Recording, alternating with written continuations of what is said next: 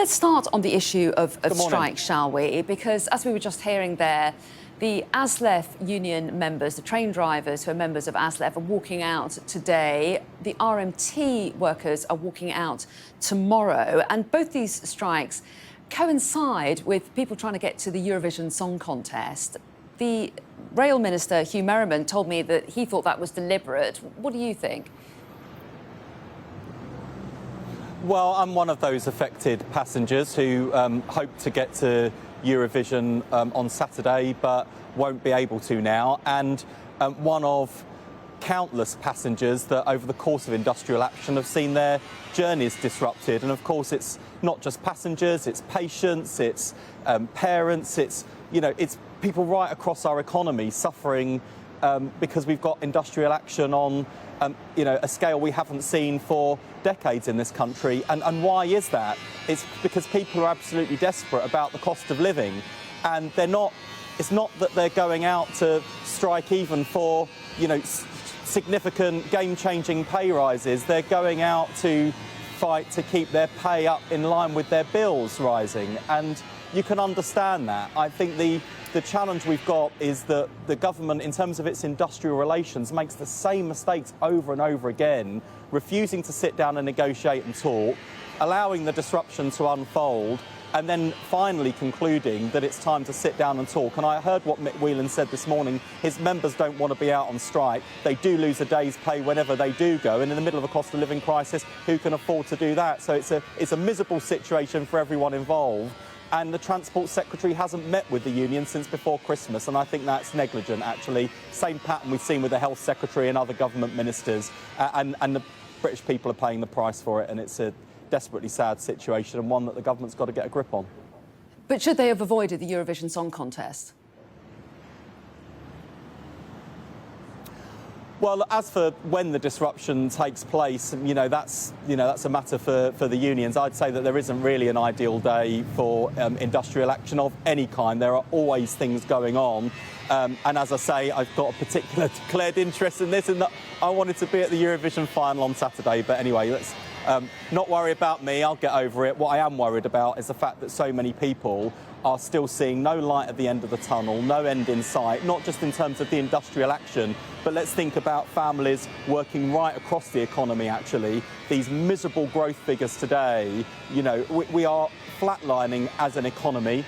Inflation is still high, and people are seeing the consequences with their food bills, their energy bills, and their mortgages. And so many of these problems were made here in Britain through decisions made by the Conservatives in Downing Street, through a series of absolutely disastrous economic decisions that have left people paying the price. And that's why it's not just a change of course we need, but a change of government, because unless we fix the fundamentals in our economy, we're going to be back here over and over and over again.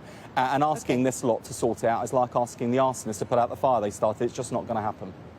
And you say that if you were in government, Labour would nationalise the railways, but how much more power would that give you to resolve disputes?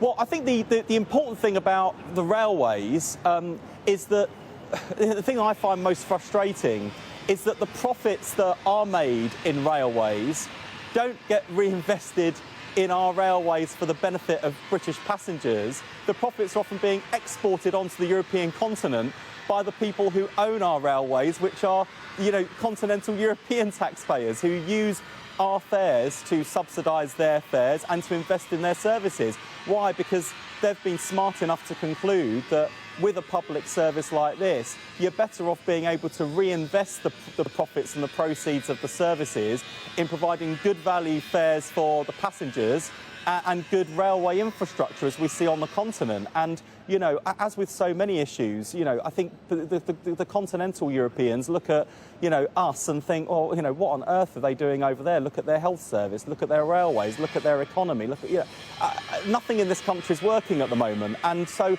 Labour is thinking afresh about how we do things differently, not just about where we spend money, because frankly the economy is in such a state there isn't going to be huge amounts of that to go around, but crucially how we make sure that money is spent to best effect. And I don't want to see our fares being used to subsidise other people's fares in other countries.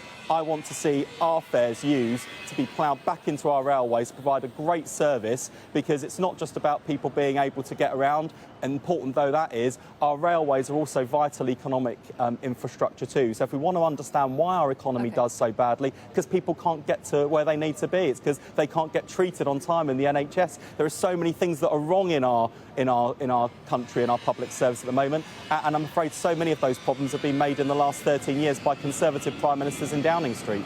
OK, I want to ask you about Trans-Pennine Express. The government announced that it would return to government hands temporarily after a series of delays and cancellations there. They say that Aslef's ban on overtime working is causing real problems with staffing. Should Aslef call off that ban?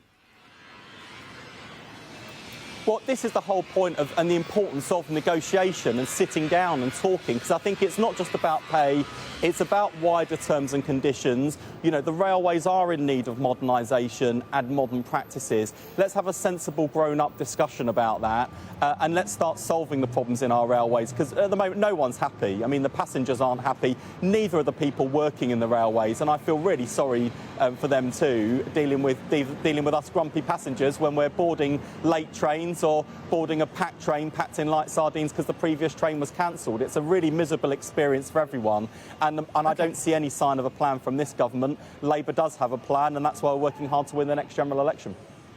And very quickly, because I know you've got to go, but I know you're a fan, as you've said, of Eurovision.